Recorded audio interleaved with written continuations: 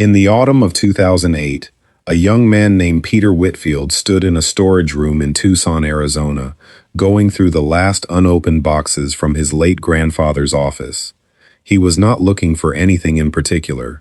He was looking for old photographs, maybe a few letters, the ordinary residue of a family cleaning out a house. Instead, taped to the underside of a drawer that had been pulled from an old oak desk, he found a small square of yellowed paper, folded twice, brittle at the creases. Someone had written on it in a tight, deliberate hand. The note read, in full, only 3 sentences. The notes did not go. I did not send them. You know why I didn't. There was no name on the paper. There was no date.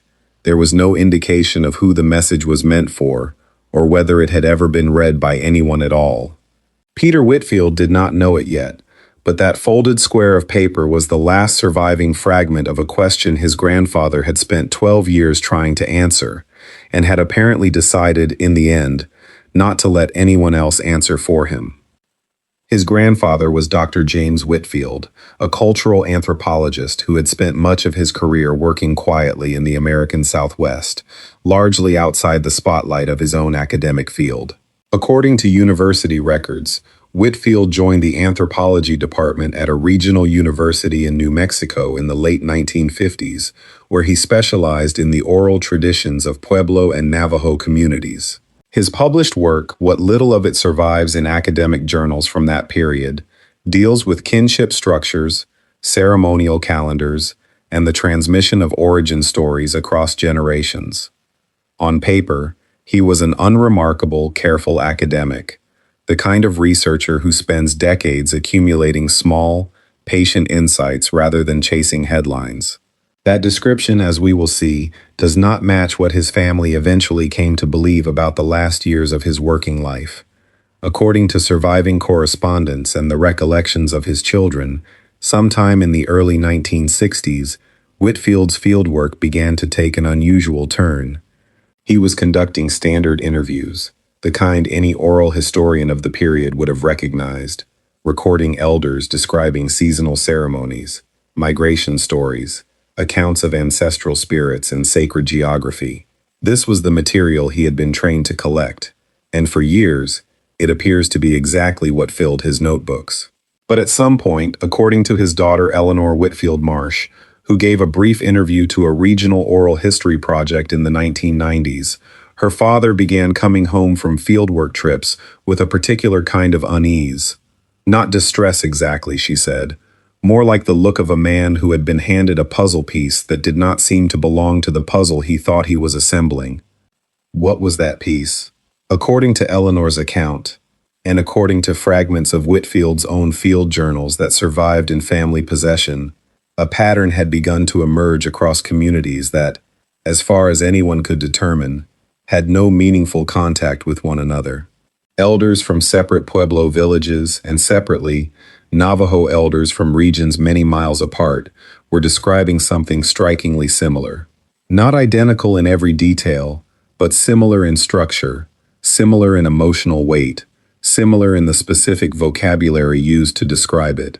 They spoke of beings who arrived from the sky, not gods in the traditional sense, not the ancestral spirits already well documented in the ethnographic literature of the region, but something the elders seemed to place in a separate category entirely: beings associated with light.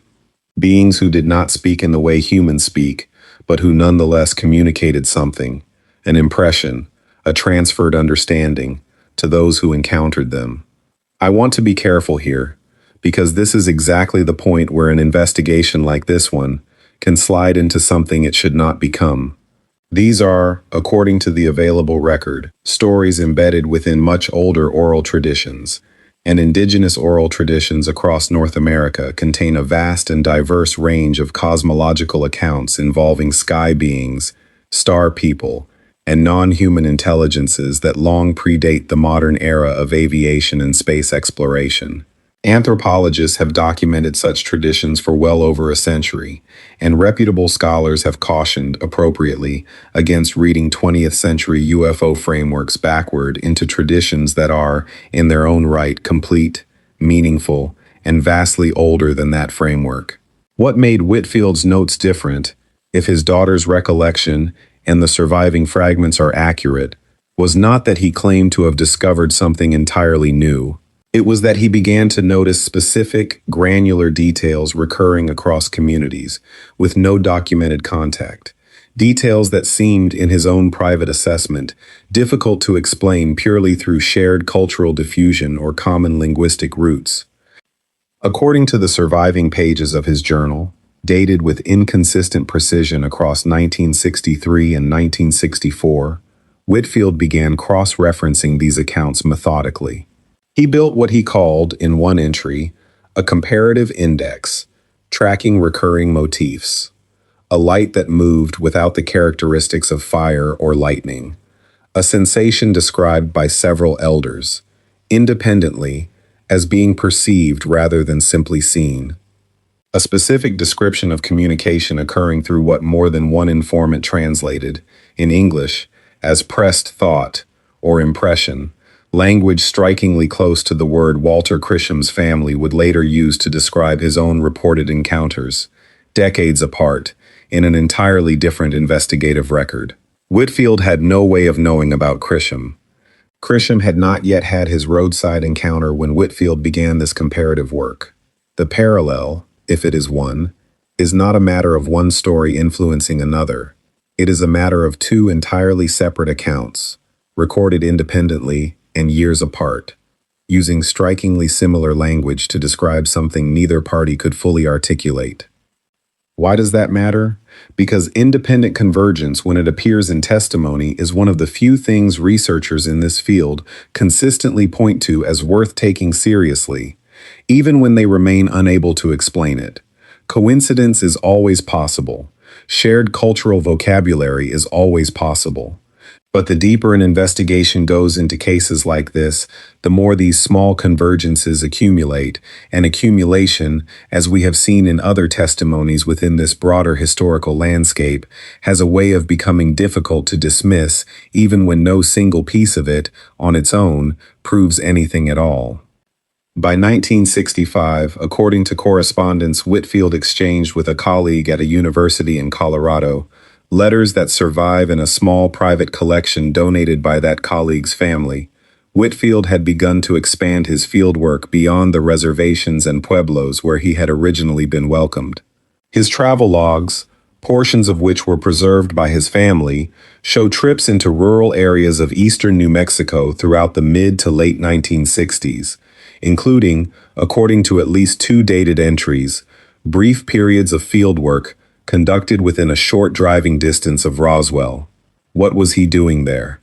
His own notes are frustratingly vague on this point. One entry, dated August of 1966, reads only, "Spoke with rancher near the old crash site. Confirms family stories predate the incident by generations. Will need to follow up." Follow up on what, precisely, is never made clear in any surviving document. This is where the account becomes genuinely difficult to evaluate with confidence, and where I think it is important to slow down rather than rush toward a conclusion. There is no indication in any of Whitfield's surviving academic writing that he was conducting a formal investigation into the 1947 Roswell incident. His professional focus, as far as the documented record shows, remained the oral traditions of indigenous communities. But the geographic overlap between his later fieldwork and the broader Roswell region is documented, not speculative. His travel logs place him there. The question of why, and what he believed he might find, is something we do not have a clear answer to, and I want to be honest about that, rather than filling the gap with a tidier story than the evidence supports. There is one detail from this period that researchers who have since examined fragments of Whitfield's papers have found particularly striking. In a journal entry from July of 1967, Whitfield transcribes, in quotation marks, a description given to him by an elder whose name he does not record, out of what appears to have been a standard ethical practice of protecting informant identities. The elder is describing an account passed down within the family, an encounter that, according to the family's own oral history, predates the modern era entirely, situated instead within a much older layer of communal memory. The transcription reads, according to the surviving page, a smell like lightning, but sweet, like something burning that did not smell like danger. That phrasing, that specific combination, lightning and sweetness, and burning without danger, bears a striking resemblance to language used nearly a decade later in an entirely separate account, the 1974 testimony recorded onto reel-to-reel tape by a former logistics technician who described the recovery scene near Roswell in July of 1947. That witness described the smell at the site as electrical but sweet, like ozone and something burning but not unpleasant. Whitfield could not have known that testimony. It would not surface on tape for another 7 years, and would not become part of any documented archive until decades after that. Whether this represents genuine independent convergence around a real sensory detail, a coincidence of language, or simply the limits of how human beings describe unfamiliar smells, is a question I am not prepared to answer for you. But once you notice the parallel, it is difficult to stop noticing it. By the late 1960s, according to Eleanor's recollection, her father had become increasingly private about this specific thread of his research. He continued to publish conventional ethnographic work, papers on kinship terminology, on ceremonial timing, on subjects entirely within the expected boundaries of his discipline. But at home, according to his daughter, he began keeping a second set of notebooks, separate from his official academic files, notebooks he did not discuss with colleagues and, as far as the family could determine, did not submit to any institutional archive during his active career. Why maintain a separate private record at all if the material was simply an extension of legitimate ethnographic inquiry? That question, unresolved, sits at the center of everything that follows. In 1970, according to a letter preserved in the small private collection mentioned earlier, Whitfield wrote to his Colorado colleague, describing what he called, in his own words, a mounting sense that his research had outgrown the boundaries of a single discipline. He wrote that he had begun to suspect that what he was cataloging was not simply variation within a shared cultural framework, but something that might eventually require the attention of researchers working in entirely different fields, though he does not specify which fields or why. His colleague's reply, also preserved, is cautious, almost gently dismissive, encouraging Whitfield to be careful about over-interpreting pattern, where pattern might simply reflect the reality that human beings across cultures, when encountering the genuinely unfamiliar, tend to reach for similar metaphors. It is a reasonable, responsible scholarly caution. It is also, notably, not a rebuttal Whitfield appears to have accepted without reservation. His side of the correspondence, in a follow-up letter dated several months later, simply states that he intends to continue the work quietly and will share his conclusions, in his words, when the material is ready to withstand scrutiny. That material, whatever its final form, appears to have never reached that point, at least not publicly. In 1972, Whitfield informed his university that he intended to retire within the following 2 years. According to his personnel file, portions of which the family was able to access decades later through a public records request, his retirement was framed in entirely conventional terms: age, health considerations, a desire to spend more time with family. Nothing in the official record suggests anything unusual about the decision, but according to Eleanor, her father had begun, around this same time, discussing plans to formally donate his complete research archive, both his conventional academic papers and, apparently, the separate private notebooks he had maintained for nearly a decade, to a major research institution. The family's recollection consistently points to Stanford University as the intended recipient, though the surviving documentation on this point is frustratingly thin. What does survive is a shipping receipt, dated March of 1973, from a regional freight company in Albuquerque, indicating a shipment of 11 boxes, described only as academic papers, addressed to a special collections department at a university in California. The receiving university is named on the shipping form. The form itself survived among Whitfield's personal papers, which is, on its own, a small but genuinely strange detail. If the boxes arrived successfully, why would the sender still be holding the shipping receipt among his private effects, rather than the recipient holding proof of receipt?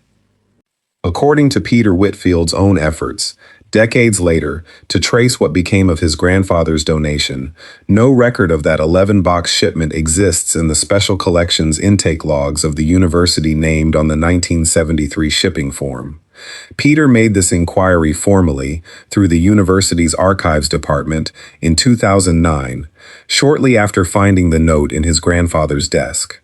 The response, preserved in an email exchange Peter shared with a small circle of researchers interested in his grandfather's case, states plainly that the university has no record of an acquisition from a Dr. James Whitfield in 1973 and no accession number matching the description provided.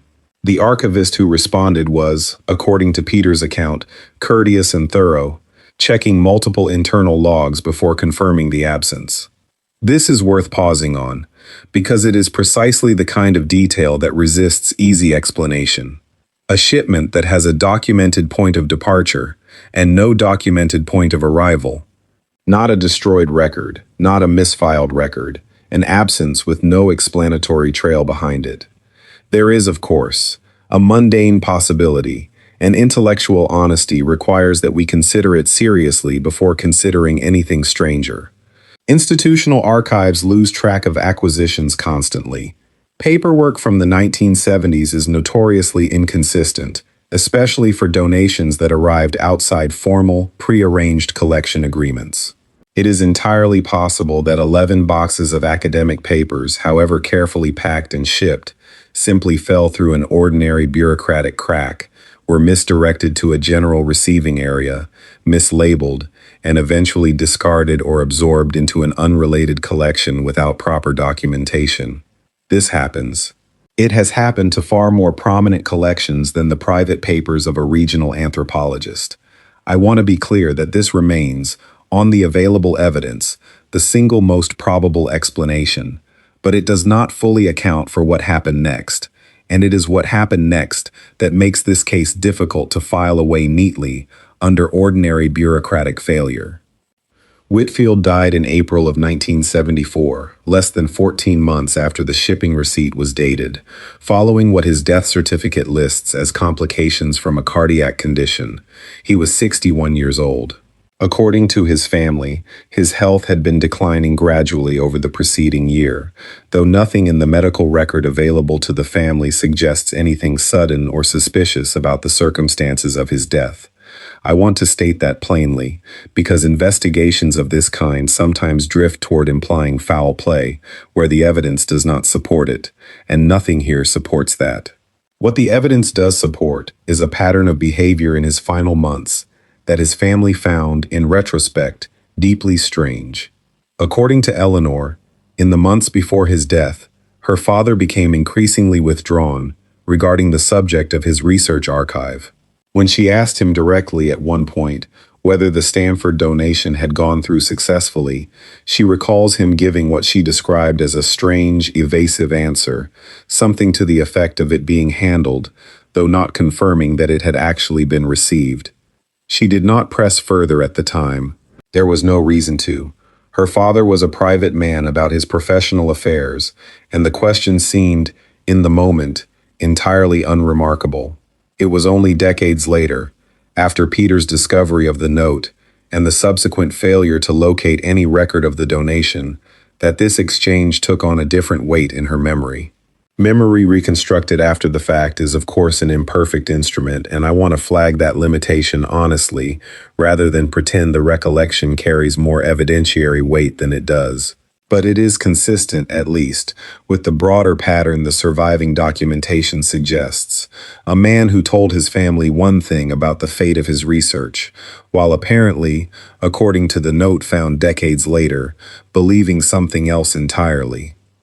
Which brings us back to that folded square of paper, taped beneath the drawer of an old desk, undated, unaddressed, discovered 34 years after Whitfield's death, by a grandson who had never met him.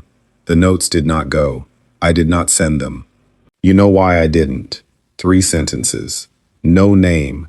No further explanation.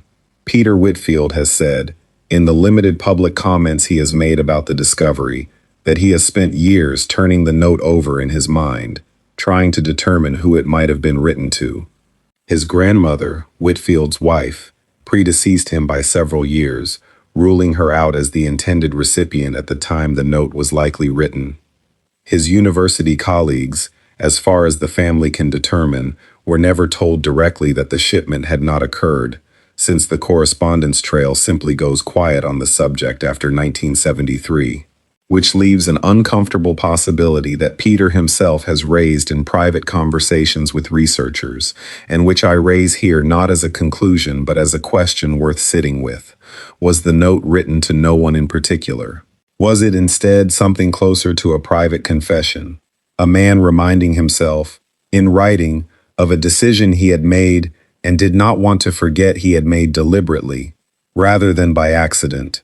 If that reading is correct, it reframes the entire mystery. This would not be a story about lost paperwork or a bureaucratic failure at a university archive.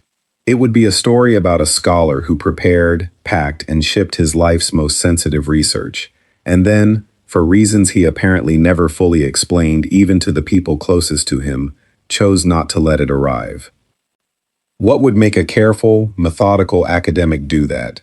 Researchers who have examined this case in the years since Peter went public with fragments of his grandfather's story have pointed to a broader, if thinly documented, pattern among academics and independent researchers working in the American Southwest during the early 1970s. At least two other cases, discussed only briefly in specialist circles and never subjected to rigorous independent verification, describe field researchers, one an ethnomusicologist, another a folklorist working on comparative mythology, who reportedly experienced what colleagues described only vaguely as unusual professional pressure after their work began touching on similar sky-being narratives across indigenous communities in the region.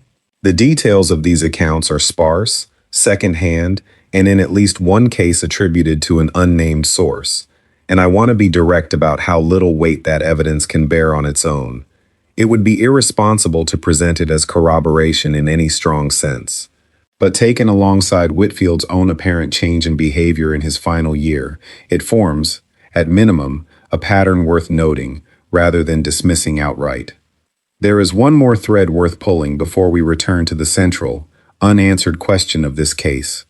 Among the fragments of Whitfield's private notebooks that did survive, kept not in the shipment, but separately in his home office, and therefore inherited directly by his family rather than lost to any archive, is a final entry, dated February of 1974, only 2 months before his death. The entry is short, only a few lines, and unlike most of his careful, methodical prose elsewhere in the notebooks, this one reads as though it was written quickly, almost urgently.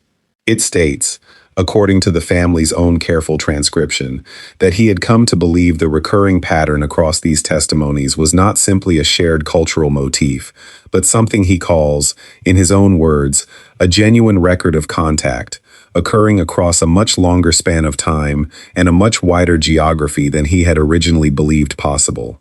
He writes that he intends to reconsider how and whether this material should be shared, given what he calls, cryptically, the responsibility that comes with confirming rather than merely cataloging. The entry ends mid-sentence. There is no further entry after it. What are we left with at the end of this account? We are left with a careful, respected academic who spent over a decade documenting a striking, if not entirely unprecedented, convergence of sky-being narratives across indigenous communities that, as far as the historical record shows, had no meaningful contact with one another. We are left with a documented shipment of his life's research that has a clear point of departure and no confirmed point of arrival. We are left with a private note, discovered decades later, that reads less like an accident and more like a decision its author apparently felt no need to explain to anyone who might one day find it. We are left with a final journal entry that breaks off before its author could finish the thought he was in the middle of having. And we are left, as we so often are in cases like this one, with a family that did not disbelieve him, and a silence that has now outlasted the man who created it by over 50 years. We do not know whether James Whitfield's comparative research would have amounted to a genuine scholarly discovery, a flawed pattern built from ordinary cultural overlap, or something else entirely that resists either category. We do not know why the boxes never arrived or whether they were ever actually sent to anyone at all, despite the receipt that says otherwise.